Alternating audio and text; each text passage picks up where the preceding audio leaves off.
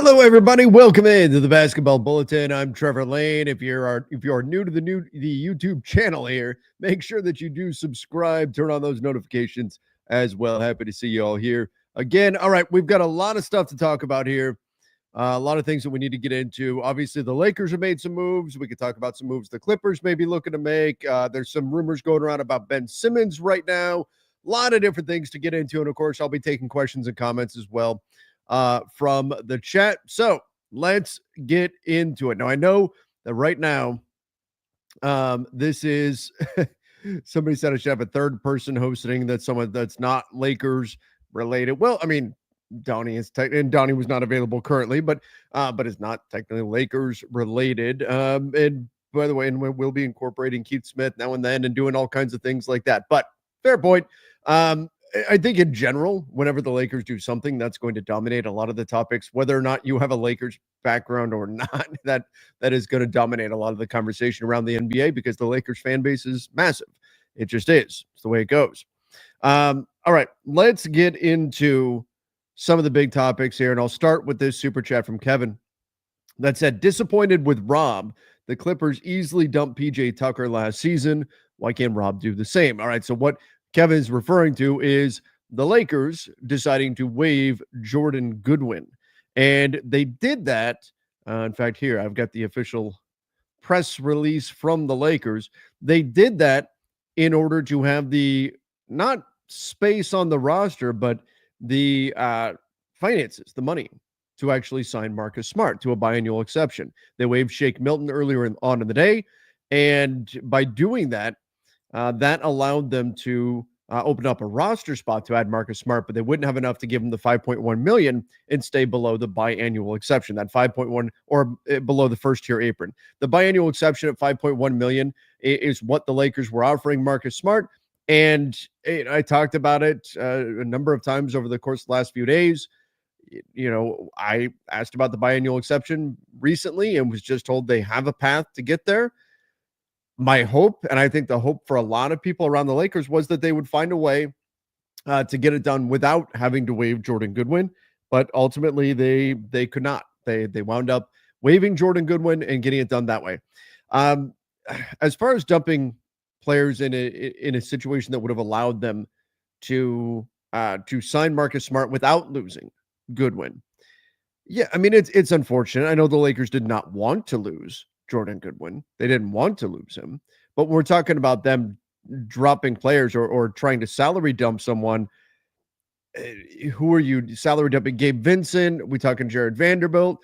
I've heard from within the Lakers optimism about Jared Vanderbilt and what he can do this summer, given that he's healthy, that he's not going through double foot surgery this summer. I don't think they wanted to try to salary dump him. Maxi Kleber, if you saw the latest workout footage of him, the guy looks absolutely shredded. So I think that for the Lakers, they were looking at this situation and saying, you know what, if we're going to have to give up something, some type of asset, even if it's just a second round pick, just in order to keep Jordan Goodwin, it's possible that the guy that we salary dump, the guy that we move, might wind up being better than Jordan Goodwin. Anyway, when we're talking about Gabe Vincent, is Gabe Vincent better than Jordan Goodwin? People make the argument that he was or wasn't or whatever, but that's obviously also a lot more salary that we're talking about there that you're trying to move. You also have to remember that there is now the added possibility that the Lakers go into the season with Gabe Vincent, with Rui Hachimura, with Maxi Kleber, all on expiring contracts, plus they haven't given up any of their future draft capital, and so they may be in a good position to make another move. Now, again, I've been on the side of they need to make more moves now, and they need to do that so they can go into training camp with their roster a bit more set. And so they don't have to worry about trying to mix things up midseason and then reestablish chemistry and all of that on the fly. I think there's real benefit to getting it done now, but I think that it was difficult to find the right move in the present, or at least the move that they felt like was worthwhile. And that can be frustrating for sure. And there have been times where opportunities where maybe they should have taken them have passed by and it wound up biting them. We've also seen situations where there were opportunities there for them to make a move. They didn't. And then a better move came along down the road. Frankly, I think it's fairly remarkable that they've put together the roster that they have with Ayton, Smart, Laravia. Now they added Adu Thiero as well, without actually giving up any of their future trade assets. They still have Dalton Connect. They still have their expiring contracts. So I'm not completely doom and gloom, while admitting that losing Jordan Goodwin to do this is not ideal. Would have been nice to have found a way to pay Marcus Smart a little bit less so you can keep Jordan Goodwin, or can you the Jackson Hayes edition? Could you have negotiated that a little bit differently? Now, again, I talked about it last night. Relationships matter, and Jackson Hayes having the same agent as Luka, same agent as DeAndre Ayton, like those sorts of things matter too. So I'm not happy about losing Jordan Goodwin, but I'm not going to say that this is necessarily an indictment of the front office. We'll see what they do now, because they've still managed to preserve some future flexibility here with the trade assets. But again, it's unfortunate. It's unfortunate to see Jordan Goodwin wind up somewhere, and he's probably going to get picked up. He may not even clear waivers. In fact, I would probably imagine he won't clear waivers. I think somebody picks him up. He was a good defensive guard last season for the Lakers. He was good. All right, let's go here. Dalton Connect, Maxey, Gabe, and a first for Matisse and Rob Williams. What are the odds that Drew gets bought out? Slim to none that Drew Holiday gets bought out. I know we're operating in this weird world where like DeAndre Ayton gets bought out, Bradley Beal gets bought out, Marcus Smart gets bought out, right? Like all these guys are getting, Damian Lillard gets bought out. All these guys are getting bought out. I think it's a symptom of the collective bargaining agreement and how punitive it can be as team salaries get up there. When you make mistakes, you wind up having to make some very difficult decisions. And I don't think that's necessarily the world we're forever going to live in. And I don't think we should look at every player and go, oh, just wait, that guy's going to get no reason to trade for a guy. He's just going to get bought out. The Blazers didn't give up what they gave up to get Drew Holiday just to buy him out. That would be insane to do that. Not to mention, I mean, just buying him out and having dead money sitting on your most a buyout is going to be a last resort, right? I mean, to have dead money sitting on your books, teams do not want that. That's a very bad thing. But anyway, Connect, Maxey, Gabe, and a first for Matisse Thybulle and Robert Williams. I wouldn't do that, because that first, I like, but I've spoken very highly of Matisse Thybulle and Rob Williams all summer, but you're not giving up that first to get those guys, because what will that take away down the road? What opportunities will present themselves in the future that you now don't have access to because you gave up a first to get Matisse Thybulle and Rob Williams? Probably there'll be something that will come up where you'll be kicking yourself for not having that first anymore to potentially move. Not to mention, Dalton Connect, your expirings, all of that. All right, let's see what else we've got here.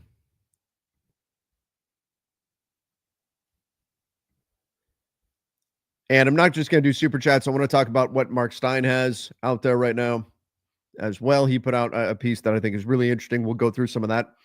I honestly think Goodwin is better than Vincent. Am I wrong?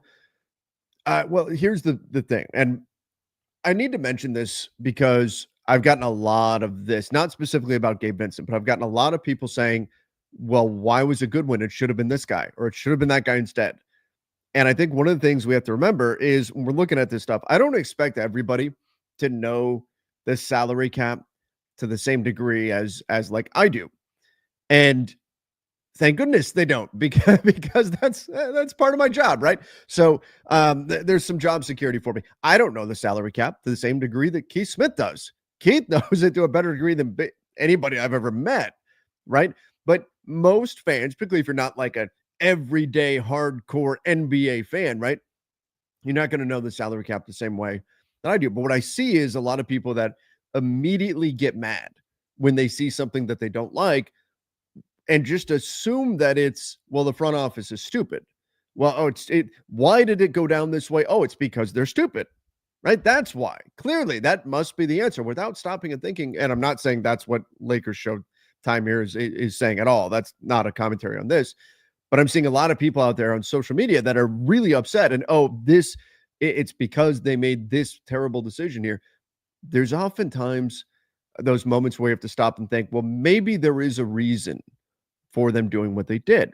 So, for example, I've had a lot of people who have been in my mentions angry, saying they should have waived Bronny.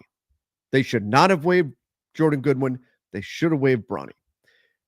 And the problem with that is Jordan Goodwin was a non-guaranteed salary. Only had $25,000 guaranteed.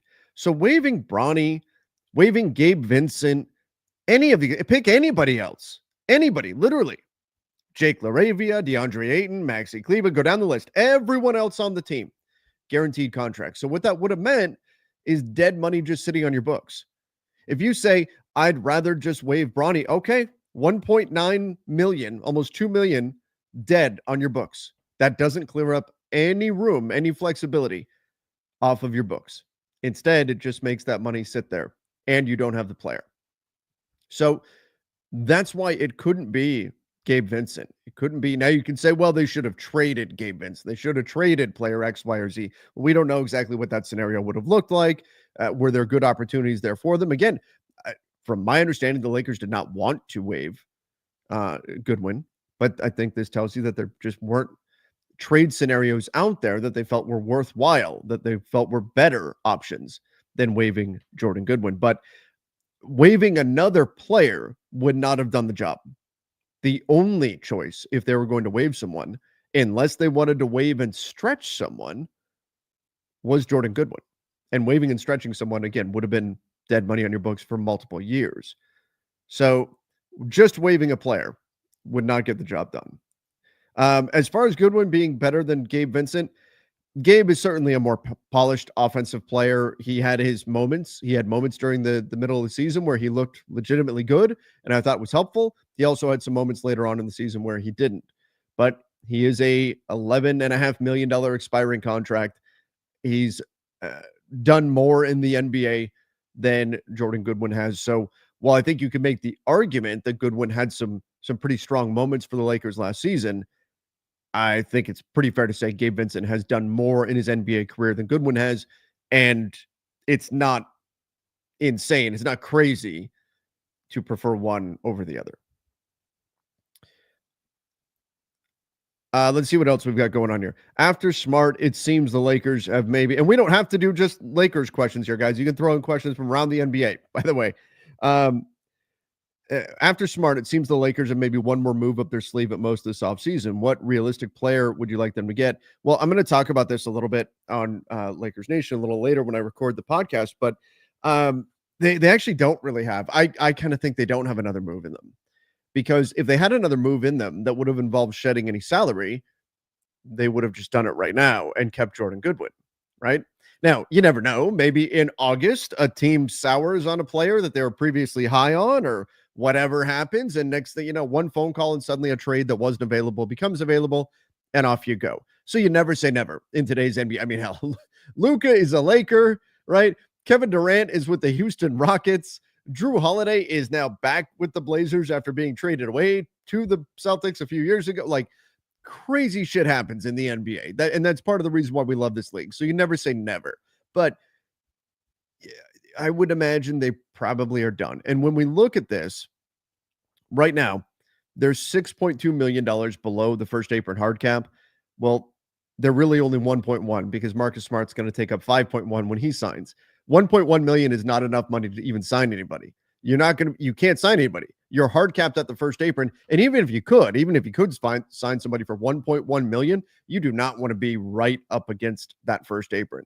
That really limits your flexibility. Their flexibility will already be limited just with adding Marcus Smart on the 5.1 million. So that's the challenge there, right? Is that you don't have, I know they have an open roster spot now, but you don't have any money to spend to fill that spot unless they do something else and make another move. But again, I think it would be reasonable for them to go into the season with this roster as is, and then see what's what, see what they really need, and then try to make some moves from there. I think that's the most likely. I know it's not what people want to hear. It's not what I want to do either.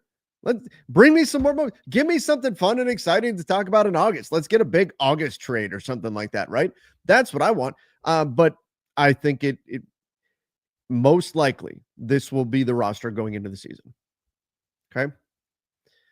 All right. Would Derek White, as far as a realistic player, I'd like them to go get. I like Matisse Thybulle, and I'm sorry I didn't answer that part of the question. I like Matisse Thybulle. I like anybody that can help them and provide athleticism on the wing. Thybulle was one. I really liked Anthony Melton, but he seems destined to go to the Warriors. The Lakers got Marcus Smart instead. I could make an argument for Ben Simmons. I can make an argument for Josh Okogie. But again, all of those, unless something else happens, they can't sign any of those guys. They're done signing players aside from their two open two-way spots. And I'm going to talk about that in just a minute as well. They have two open two-way spots right now. They have just Trey Jemison on a two-way contract, and that's it. So we'll see where that goes. We'll keep an eye on Christian Koloko. If Koloko doesn't get an offer from another team for a regular contract, I would imagine he would probably be one of the guys to take one of those two-way spots. But we'll see where that goes. Would Derek White be a good fit for the Lakers? Yes, but you can remove the name Lakers there and put in the name of any of the 30 NBA teams. And the answer would be yes. Derek White is a great fit anywhere. Great player, fits anywhere, defends, hits the three. I think he is very much a example of the modern NBA and what you need from players. You need them not just to be offensive players, not just defensive players, but all around basketball players. All right. DeAnthony Melton is better than Marcus Smart. Thoughts? Is Melton getting more money? I don't know. And that's the crazy thing with the Warriors right now, because we really don't know. And the Warriors don't even really know how much money they're going to have to spend. We don't know, because they still are figuring out the Jonathan Kuminga situation. I talked about him last night. They're $25 million below the first apron right now, but that's with Jonathan Kuminga sitting as a restricted free agent. So what's going to happen there is ultimately going to be determined by, well, whether or not they're able to actually use their MLE, which I would imagine we're probably talking about a taxpayer MLE for them. It should be about $5.7 million, but it depends on how much space Jonathan Kuminga takes up. Or are they able to sign and trade Jonathan Kuminga into just cap space and generate a big trade exception? Or maybe you only take back a $10 million player, and then suddenly you've got enough to use the full MLE, right? All of this is still up in the air, and that's why Al Horford is still sitting out there. That's why DeAnthony Melton is still sitting out there, because we don't know how much the Warriors are going to be able to give these guys. They've got to figure out the Jonathan Kuminga situation. So we ask, is Melton going to get more than Smart? We really don't know. It's going to depend on what happens with Jonathan Kuminga. Now, Melton is better than Smart. I mean, both guys have injury histories. Melton is younger. Smart is the more accomplished player over the course of his career. I think you could make an argument for either guy, but Melton, I think, is the more significant recent injuries, lost most of the last 2 seasons due to injuries. Smart has missed large chunks of the last couple of seasons as well. But I think the bigger thing is Luka reportedly, and I'm going to get into the Mark Stein stuff in just a minute, Luka reportedly really wanted Marcus Smart. So the Lakers really want Luka to sign that extension on or after August 2nd. You go, Luka wants Marcus Smart. Luka pitched Marcus Smart. You go get Marcus Smart. All right, let's go here. Can you explain the Eric Dixon situation? Yes. Yeah. So I've been asked about that a little bit. I've been told that Eric Dixon will not be taking a two-way roster spot with the Lakers. And I think where some of the confusion is because there was a report from Shams Charania. It was a tweet. I'll see if I could find it here, in which he said that Eric Dixon had agreed to a two-way spot with the Lakers. There's a difference. Here it is. There's a difference, though, between agreed and signed. And so what happened was he agreed to a two-way contract with the Lakers, but they hadn't actually signed it. I don't know when. It is still mysterious to me. I don't know when the injury occurred. I know I was at Summer League. I was back behind the scenes, standing there with editor extraordinaire Daniel Starkan, and Eric Dixon rolled past us. on a scooter with his foot in a boot. I don't know what the injury is. Reportedly, it's something with his foot, but he's not healthy. And so while he agreed to sign a two-way contract, whatever happened, he's not going to be signing that contract now with the Lakers. So that means their spot is open. I've been told it's very unlikely that he will be signing that a two-way contract. So that's what's going on with the Eric Dixon situation. He's injured. I don't have a lot of details on the injury, but they will fill those two-way spots. They'll add somebody will sign to those spots. Doesn't look like it's going to be Eric Dixon, and I do hope that he heals up as quickly as possible and recovers fully, because I was really excited about seeing him in Summer League. It was disappointing about what happened. Rather have Gary Payton II than Gabe. He's a bit more dynamic offensively, more rim pressure, better defensively. What? And again, that's like you can make that argument for sure. And there are definitely things that I like about Gary Payton II's game. He is a bit older than Gabe Vincent, but still there are some things I like about his game. But it's not like they had the ability to just waive Gabe and then sign Gary Payton II. If they did, then maybe this is a different conversation. But Gabe has guaranteed money. And most teams don't want to take guaranteed money unless you're giving them something. And sometimes that something is you're taking back salary. So, for example, we've talked a lot about the value of expiring contracts. Well, those are only valuable if you're trading for contracts that go longer, right? I mean, that is the benefit for a team that's trading for expiring salaries, is if they're unloading salaries that go into the future. So, for example, if you were to trade Rui Hachimura and Gabe Vincent in a deal that nets Andrew Wiggins. Okay. Wiggins has a deal that goes to the next year. He has $30 million in the 26-27 season. Rui Hachimura, Gabe Vincent do not. So that would be a benefit to the Heat. Unless, of course, it's a bargain salary or something like that. But in general, you've got more flexibility. Then that's one of the benefits for Miami. They'd be getting back expiring contracts. I don't think a Wiggins trade is really happening, but when we talk about I'd rather have this free agent than Gabe Vincent. If all you're trying to do is open up a roster spot and unload Gabe Vincent, you're going to have to pay something for that. You're going to have to give a team something for doing you that favor. Unless you're taking back a longer term salary, and then maybe that team will give you something because they'd be getting something out of it. Gabe Vincent isn't the kind of guy that most teams are going to trade for and say, hey, we really want to pay Gabe Vincent $11.5 million. That's the problem. And that's part of the reason why the Lakers have struggled a little bit when it comes to building out depth. A lot of their guys that they signed with exceptions haven't worked out and haven't been long-term fits. I get not wanting to mortgage the future and give up the pick, but that sets the roster at that point. It's check ball after that move. What would you need to give up that haul? Oh, you're talking about the Matisse Thybulle thing? Yeah, it would set the roster. Oh, no. Look, I would be very excited if they got Matisse Thybulle and Rob Williams. I'd be thrilled with that. If I'm the Lakers, oh, yeah. But again, you could be eliminating a bigger move down the road by giving up that first. If there was a way to do it without the first, sure.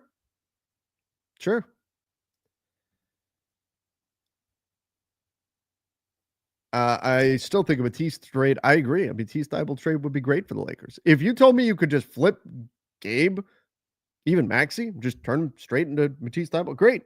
Yep, let's do that. I don't think that's going to happen, though. Gabe and Dalton would be great for the team. Gabe and Dalton to get some extra money. So you do Gabe and Dalton, which, by the way, there's another thing here where we speak not just about the Lakers, but about any player really that a team invested capital into, in this case, draft capital, that maybe didn't perform well in Summer League. Is that, do you really want to right now sell low on a player? That's something teams have to factor in as well. When you're looking at, I know a lot of Lakers fans say, oh, Dalton, see, he performed poorly in Summer League. He's not any good. Trade him, but you'd be trading low. You're not going to get the kind of return that you would necessarily want. And maybe the belief is, hey, he's just not any good, and that's that. Maybe, but then that's 2 blown draft picks in a row. You really don't want to do that. 2 guys that, I mean, they definitely gave up something in order to move Hood Schifino as part of the Luka trade. So That's the challenge.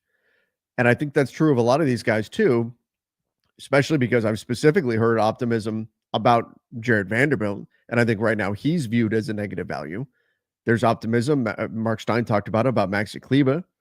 There's optimism there. There's a lot of optimism. I've heard specifically there's optimism about DeAndre Ayton and a belief that Luka is going to unlock him. So I think the Lakers look at the roster and maybe they're overly optimistic, but they think, man, these guys, they're going to be worth more in December, January than what they're worth right now. All right, let me take a quick peek at this thing here from Mark Stein. He just posted this a little bit ago, and this will allow us to bounce around the league. I know we've been very Lakers focused because they've been the team that's been making moves here, but let's get into some of this other stuff. And there's a lot in here that's Lakers related too. Good sign for the Lakers for Luka signing an extension with them. We talked about it yesterday, but he's the lead recruiter in the Lakers' pursuit of Ayton and Marcus Smart. Pretty good sign. Pretty good sign that he's not going in. You're not going to go out there and recruit players for a team that you're planning on leaving, right? So pretty good sign. Now you could argue, well, those guys both really only have 1-year deals because they have player options after a second year. That's true. And who knows? Luka may only have 1 year as well if he doesn't sign an extension. And that would be disastrous for the Lakers. But Luka's pitch particularly resonated with Smart, according to Mark Stein. And likewise, Smart has been working hard on his body this summer. Conditioning was an issue for him. So just like Luka we're hoping we see revenge bod Luka. Marcus Smart has been working out hard too. And then here's the stuff. I've heard the same stuff here from what Mark Stein is saying about Jared Vanderbilt. I've talked about that a little bit, that he's healthier now, and the Lakers are hopeful for that to be a difference maker for them, add another perimeter defender, really, that Vando will be at a different level than what we saw last season. And then Maxi Kleba has looked great about, his workout pictures where he just looks absolutely shredded. External fretting about Doncic committing to the Lakers has dissipated considerably. Yep, because he's going out there and working to add players to the Lakers. Again, players who do that kind of stuff tend to not be on the way out. Talks a little bit about Jake LaRavia here. There was a Luka video that came out on the Lakers YouTube channel the other day. That was pretty good. He talked about wanting to win multiple championships. Okay, let's talk about some of the other teams here. The Clippers, they are strongly considering Chris Paul. Donnie and I talked about that this morning. So you rarely see a team use this kind of language about a player. Strongly considering a player. Usually they don't even want to mention a player. They'll just say, we're keeping options open, or we'll consider players or whatever. They won't specifically say, oh yeah, we're strongly considering that guy. They usually don't want that out there publicly. So I think most likely we're going to see Chris Paul sign with the Clippers, just like we saw with the Bradley Beal situation, where it was a poorly kept secret that Beal was going to wind up with the Clippers. I believe that's the route we're traveling down here for Chris Paul as well.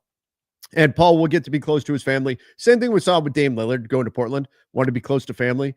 Chris Paul's family in LA wants to be there, wants to be close to family. Don't blame him for that.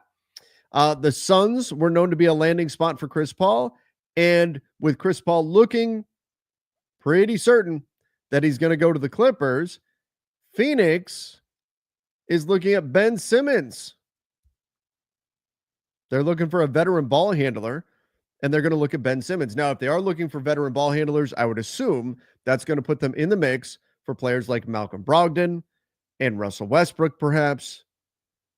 But there are a few guards that are still out there that we've talked about the market would open up once they found new homes, once Beal found a new home, once Chris Paul, and I would expect that we'll see Russell Westbrook, Malcolm Brogdon, these guys. These are good players that can help teams. They'll wind up landing in different spots. And then Ben Simmons as well has interest from Boston, New York, Sacramento, but also the Phoenix Suns, who now have, maybe a pretty significant role to offer, because they really don't, aside from Colin Gillespie, they really don't have a point guard on the roster.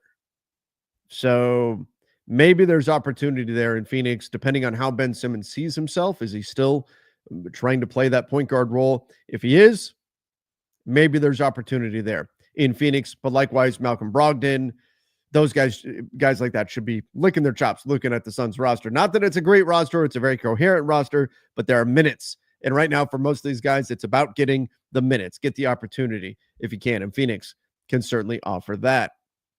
Let me see if there was anything else. Oh, man. The Gambo and Mark Stein were going back and forth a ton. That was unreal. Absolutely unreal. They were going back and forth like that. This is important. League sources say Boston continues to explore its trade options with Anthony Simmons. They may look to flip him if they can. He's an expiring contract, $26 million. And we'll see if they're able to actually do that. So that could provide some fireworks, as we get deeper into the summer here. And so that's something to keep in mind. Paul George needed surgery. Not great for the 76ers, of course. We've talked about that. And then he saw Towns there in Vegas. A little bit about the Dallas Cowboys. We're getting close to football season. I got to start studying up for some of my fantasy football drafts. I'm way behind on all of that and not making up much ground right now. Okay. So that was the latest from Mark Stein's piece. Some interesting things in there. Let's see what else we've got that you guys are talking about here. Seems like every player is having a revenge season. I hope so. I think a lot of people hope so. The reality is, let me say let me say this, because I've been doing this for a long time. In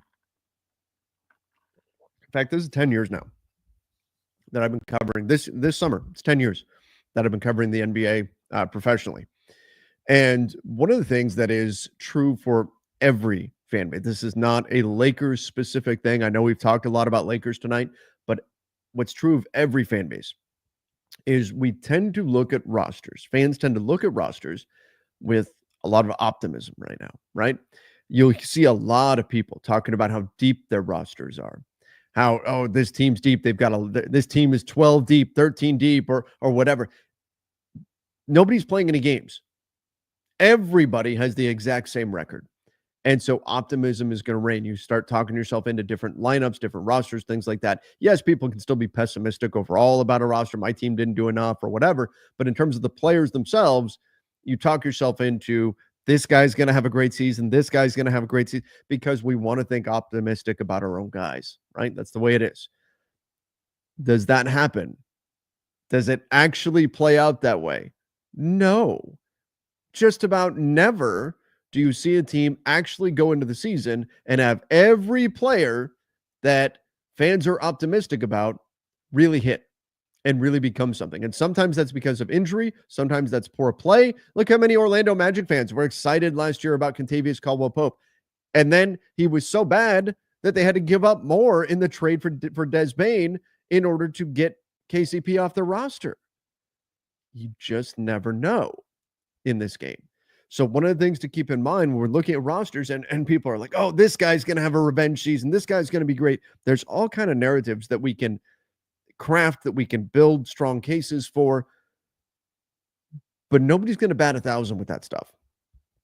Nobody's going to be right all the time. All the guys that, hey, this guy's going to have a career year shooting the ball. Hell, this guy's just going to shoot his average percentage. That may not happen. There's a reason why we play the games. And so it's something to keep in mind when you look at rosters. It may look good on paper. It may not look good on paper, but you don't really know until they get out there and they start playing the games what's going to happen. Now, of course, we do our best to make educated guesses and take a look at things and project forward and all of that. But once the ball is live, that's going to change our analysis and shift a lot of things. But right now, a lot of teams can feel really good looking at their rosters. That is until they actually get on the floor and start playing. And next thing you know, that guy that you thought was going to have a revenge bod and was going to be great all season actually shows up with a dad bod and is barely getting 5 minutes off the bench. You just never know. Just one of the things to keep in mind while we're watching kind of the optimism fly around the NBA. 'Tis the season. And it's going to be the case in August and in September. And then in October, they're going to get on the floor and start playing preseason. Some players are going to play well, And it's going to be, oh my gosh, this guy to the moon. He's going to be the next big thing, all that. And other players, it's going to be, uh-oh, maybe we were a little too optimistic about this player. Just the way that it goes. Let's go here. Would you have preferred Boucher or Achua over signing Hayes? No, I would not. And strangely, I guess I'm higher on Jackson Hayes than a lot of people, but I didn't have a problem with re-signing Jackson Hayes. I thought he had a really good stint. Obviously, he didn't play a lot in the playoffs, so recency bias, kicks in. But I thought he had a really good stretch, combined well with Luka. I didn't have a problem with Jackson Hayes being the backup big on the team. The starter, yeah, that would have been too much. But the backup, yeah, no problem with that. I think he's just fine as your backup center. I'm worried our starting lineup will be Luka, Reaves, Rui, LeBron, and Ayton. Please tell me I'm wrong. I love all 5 players, but 0 defense. I think that is the most likely starting lineup right now. But Marcus Smart maybe throws a wrench in things. Maybe he can replace somebody. I would argue he should probably replace Rui, because I think we spend too much time slotting, and I've talked about this before, but I think we'd spend too much time slotting Luka at the guard position, and that's not really who he defends. So I look at Luka as more of a wing, even though offensively he handles the ball. He's got that role. It's kind of like LeBron in the title season in 2020. He was listed at point guard, and he did handle the ball a lot on offense, but that's not who you're asking him to defend. So, yeah, I think Smart could get into the mix, but if you had to bet, I would say that lineup having a lot of carryover from last season is probably the way they would start the season. Doesn't mean they aren't going to make changes. They certainly can, but teams knew we needed a salary dump. Odds this was a leverage play by Rob. A leverage play, how so? Would be cold-blooded if so. Well, because teams knew they needed to clear off salary. Yeah, and whatever was out there obviously was too expensive, cost too much. When teams know you need to do something, that's when it can be hard to make it a good deal. And we've seen teams that have managed to get some things done, but even when everybody knows they have to. But in general, teams will try to extract a higher price if they know you're motivated, if they know you have to do something. It's why teams push back so strongly against any kind of negative narrative around their team. They don't want any leverage against them in these negotiations. And if everybody knows, they're getting Marcus Smart, they got to clear money, well, Lakers or whoever, doesn't even have to be the Lakers, could be any team in this position. It's going to cost you a little bit more to clear that money now. Each day we go with Horford not signing with Golden State. Do you get more hopeful for us? No, it's done. With the Marcus Smart move, it's done. The Lakers can't sign Al Horford. They can't. They don't have the money under the first apron hard cap to sign anybody, Al Horford or anybody else. So if they made some other move and somehow cleared up more flexibility, then that's a different story. But as of right now, Al Horford could call Rob Pelinka at this moment and say, hey, I want to be a Laker. I'll sign for a veteran minimum. They couldn't do it. They would have to do something else to make it possible. Would you be interested in swapping Patrick Williams for Vando if it meant you could swap Dalton Connect for Io? Ooh, both are bad deals and injury prone, and one has two-way upside. I think Patrick Williams' deal is too long. I think teams are very much scared off by that. And so they just don't want that deal on their books. I love Concanipple. He's better than Clay with more deep and diverse offense and grit. Thoughts? He looked great in Summer League, but I mean, Klay Thompson is one of the greatest shooters we've seen in this game. And when he was in his prime, an incredible defensive player as well. We're talking about an all-time great player with Klay Thompson. Now, is he Kobe level or something? No. But an all-time great, yeah. Let's pump the brakes on comparing rookies to all-time great players after just watching Summer League. It's what I like to call the Nicolas Skidishvili effect, or the Skidishvili effect. for short. He was the next big thing. Everybody, oh my God, this guy tore up Summer League. He's going to be so good. And he flopped in the NBA. I don't think that's what's going to happen to Khan. I don't think that's where this is going to go. I think he's going to be very good. But it's happened. Success in Summer League does not necessarily guarantee success in the NBA. So I would not compare a player, say this guy is going to be better than Klay Thompson when all we've seen so far is a successful Summer League. Let's let the guy get probably a few seasons of NBA play under his belt before we start jumping to that place.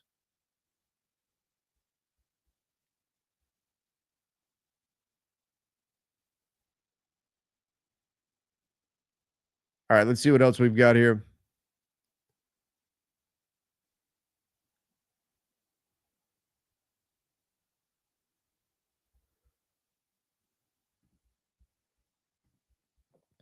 Any realistic star player to pair with Luka after LeBron? Yeah, I mean, they're going to give, they will look at everybody who's potentially available. Depends on how much longer LeBron plays. What assets do you have available at that time? I know people will dream of, Giannis and Jokic and all that. And I'll tell you what, those teams are also dreaming of bringing Luka to their town. So we'll see where all of that goes. But yeah, they will look for players. They will look for stars, as what the Lakers have always done. But other teams are going to as well. So I think it's too early to start projecting like who exactly that would be right now. The Lakers will certainly, and all teams will, be keeping an eye on things moving forward. Maybe Giannis wants out of Milwaukee. Everybody's going to monitor that situation. Maybe, who knows what else could become available. We'll see. The only player I can think of that actually lives up to the offseason looking shredded is 2018 Victor Oladipo. I mean, like Alex Caruso, I thought took a step forward when he got photoshopped, but still he got in great shape. And he took another step forward then. There have been players who really put in the work. Julius Randle, a few years back, he did a great job getting in phenomenal. I mean, he got ripped. And then he went on to have a big season. Players have done it. It's not a bad thing. Getting in great shape during the offseason, that's not a bad thing. That's a good thing. That's a good thing. That's a positive sign. Doesn't necessarily guarantee the guy's going to have a great season, but in general, that's a good. Hey, being in better shape, it's a good thing when you're a professional athlete and just, a human being in general. But nonetheless, generally a pretty good thing. Okay, let me get into some of your other questions, comments before I run off to go record a podcast. By the way, I appreciate you guys all coming in here. Late night crew here, talking through some of the things going on around the NBA. Bulls be bullsing, Mr. TD said. So the Bulls right now still trying to figure things out with Josh Giddey and get a deal done there. Similar situation. Well, are some differences, but both being RFAs when we talk about Jonathan Kuminga, Cam Thomas, who is not a fan of Zach Lowe, apparently. These guys are restricted free agents, and they're just kind of stuck right now.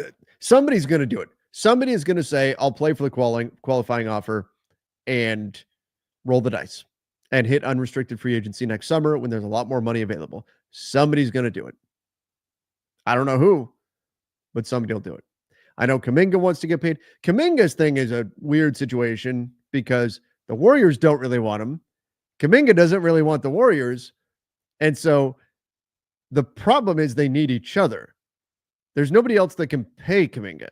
And so Kuminga needs the Warriors to pay him. And the Warriors don't really want to keep him. They want to trade him. So the Warriors need to keep his salary low enough to where he's a positive value. Kuminga wants to make what he feels is his market value.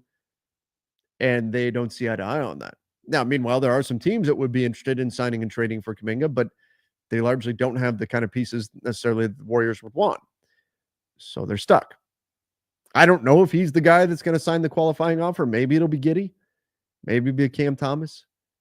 We'll see where that goes. But the RFAs, man, it's tough being an RFA in general this summer. Brutal. Because there's just no money out there. Just no money out there.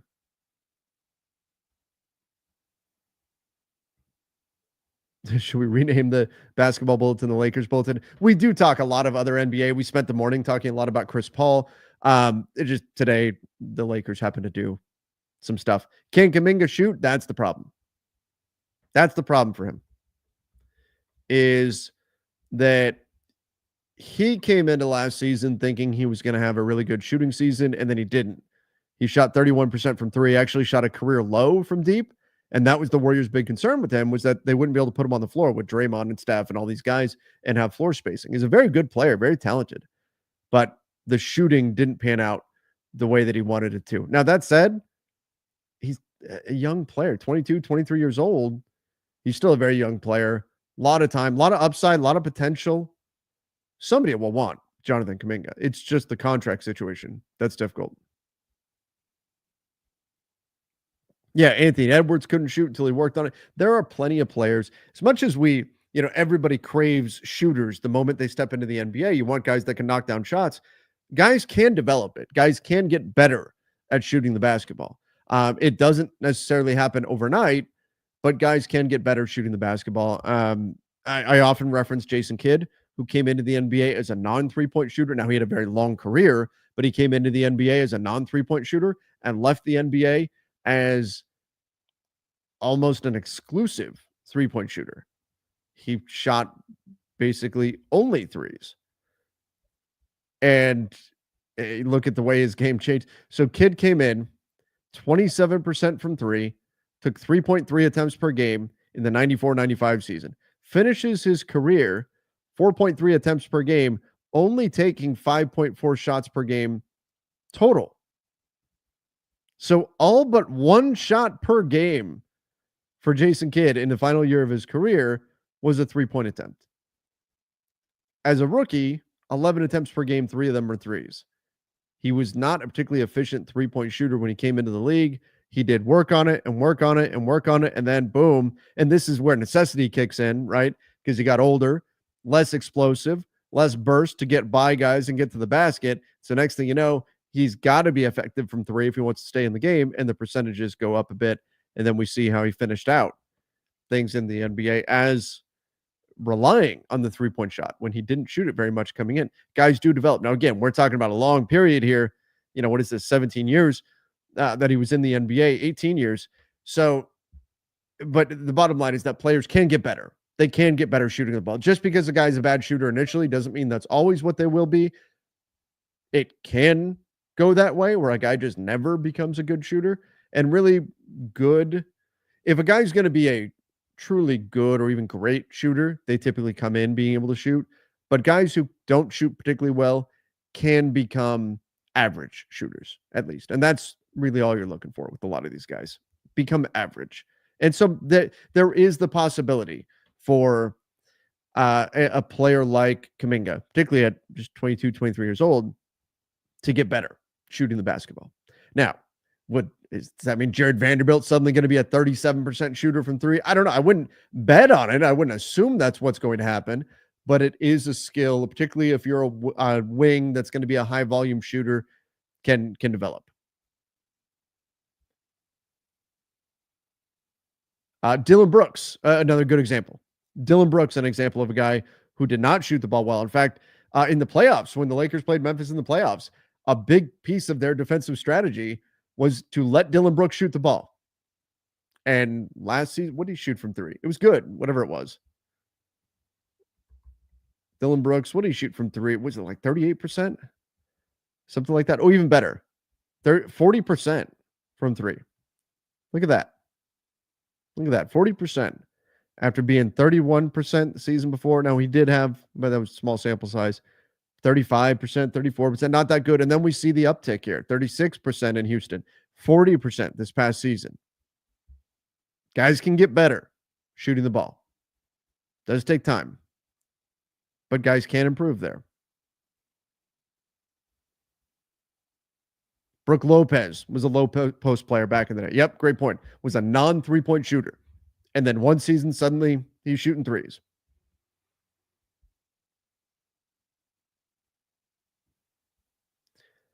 Cam Johnson will be good. Yes.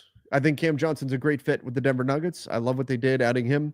I think that he's going to be a really nice fit for them. I thought it was a smart trade. I think you could argue that Cam Johnson will be a better fit than Porter Jr. was, and they save money on the deal, paying Cam Johnson significantly less. Now, and that opened up flexibility for them to do other things. The Nuggets, I think the Nuggets have had one of the best off seasons in the NBA. They've had a great offseason. The Rockets, pretty good as well. Denver, Houston, both right there in terms of, I think, who have had the best summers in the NBA. But Denver, Cam Johnson, fantastic fit. He's going to be great with them. And that team they're moving up. I think they're in the upper echelon in the Western Conference. I think it's OKC in a tier by themselves, and then Denver and Houston right there. Can Goodwin still sign a two-way player for the Lakers? No, he is no longer two-way eligible. 4 seasons in the NBA.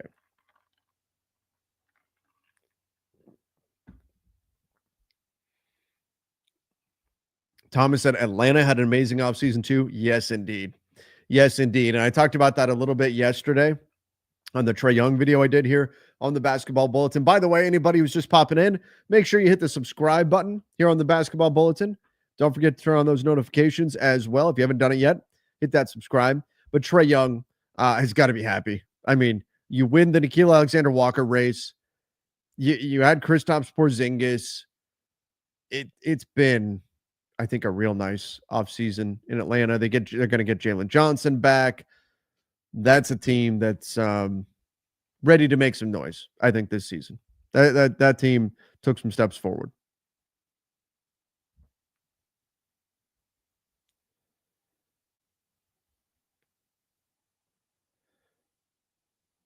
I do think an Austin Reaves trade is imminent since he declined his extension.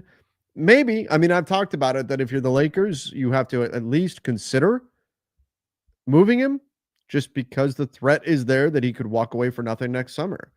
And the same is true of Luka. If Luka doesn't sign an extension, he could walk away for nothing next summer. And so you have to consider that if you're the Lakers. Now, that said, I think Austin is also doing everything he can to pacify might be the wrong word, but remove that kind of stress from the Lakers. I mean, he has flat out said he wants to be a Laker for life. They talked to me glowingly about the Lakers and how much he enjoys being a Laker and how much the fans mean to him and all that stuff, and with the organization, and how he wants to win a championship with the Lakers. And he was a Kobe fan and how much it means to wear a Lakers jersey, and on and on and on. So he's got real financial incentive to wait until next summer to sign a contract. But the fact remains, he will be a free agent next summer. And unless he picks up that player option, which nobody's expecting him to. And so you always have to consider that if you're a front office. Always have to consider that. Because losing a player for nothing, that hurts. What's considered an average shooter? League average from 3 tends to be right around 35 to 36%. Season in, season out usually falls right in that range, 35-36% from 3. That's really what you're looking for an average shooter. Now, obviously, it varies by position too, but any update on the Baisley injury? No. Don't have anything concrete on that. Terrible. Was unfortunate to see what happened there.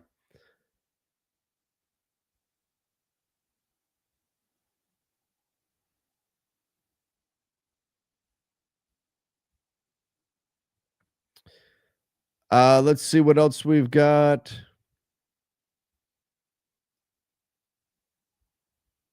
Some thoughts on Kuzma. If the Lakers get Luka and Austin Reaves extended, so Luka signs an extension, and then Reaves, does a new deal next summer? Because he already declined the extension. Where does that leave them on being able to extend LeBron and or Rui? Well, they would have bird rights on those guys, so they're under contract that you would be able to sign them. It would depend on what does Austin get? How much money does he get in that situation? But that would be more, we would more be looking at, would they be able to utilize a full mid-level exception? Would they be able to utilize a taxpayer mid-level exception? What would that look like, right? Those are the questions that we would have there. Not so much could they keep those guys. Yes, they could keep those guys. No, they wouldn't want to go above the second-tier apron, But, unless you did something crazy like sign Rui to like $40 million a year or something, you should be okay there.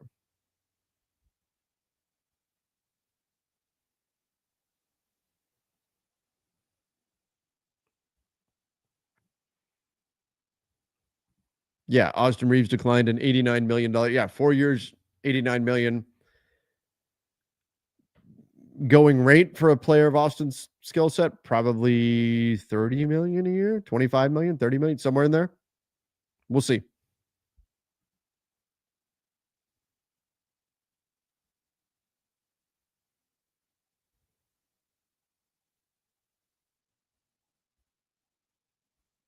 Will the Warriors get Horford? Yeah, everything right now is pointing to the Warriors getting Horford, that it's going to happen. It's just a matter of the Kuminga situation improving or having some type of resolution. That's all they're waiting for is for Kuminga. That way they can know how much they can pay D'Anthony Melton and Al Horford. But will Trace Jackson Davis get less minutes? Potentially. And some of that may not even be the arrival of Horford. It could also be just natural growth from Quentin Post. He's another guy that could potentially take up those big minutes from him. But Trace Jackson Davis is still an important player for the Warriors. And let's also remember they lost Kevon Looney. So Al Horford would be taking potentially those Looney minutes, and then you move from there. So it's possible Trace Jackson Davis could get less minutes, but it would be more because Looney was already out. I think it would be more just natural growth from Quentin Post and or a shift in the play style for the Warriors rather than, especially during the regular season, you don't want to pile a bunch of minutes on Al Horford. He's 39 years old. So if Jackson Davis gets less minutes, it won't be solely because Al Horford arrived.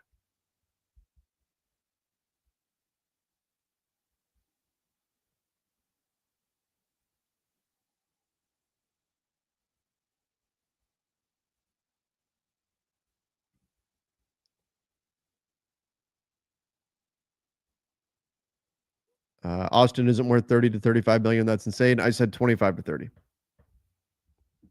And that's in an NBA where the cap is going up year in, year out.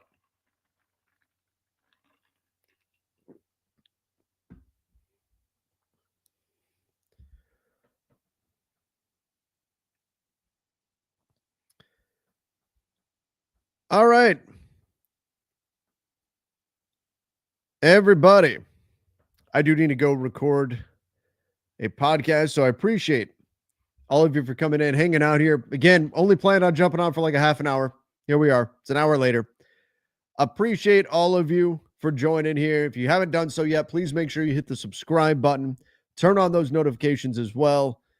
Everybody, all the support we've gotten here at the Basketball Bulletin has been so amazing. So appreciative of all of you. Till next time, everybody. See ya and stay safe.